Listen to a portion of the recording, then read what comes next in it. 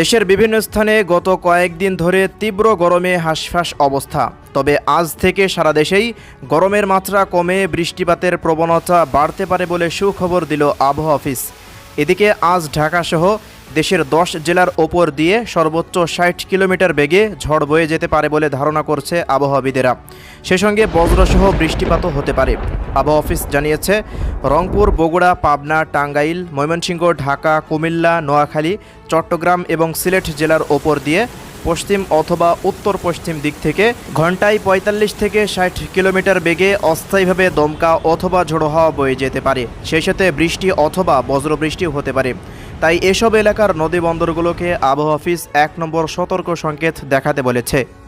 এদিকে আবহাওয়া অফিসের অপর এক বিজ্ঞপ্তিতে বলা হয়েছে, মৌসুমি বায়ু বাংলাদেশের ওপর মোটামুটি সক্রিয়। এমন অবস্থায় সারা দেশেই সপ্তাহ জুড়ে ঝড় বৃষ্টির পূর্বাভাস রয়েছে। এর মধ্যে সিলেট, রংপুর ও ময়মনসিংহ বিভাগে মাঝারি ধরনের ভারী থেকে অতি ভারী বর্ষণ হতে পারে।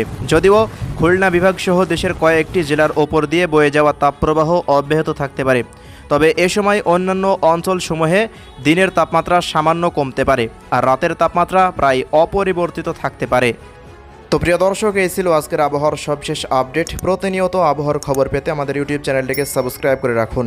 ধন্যবাদ।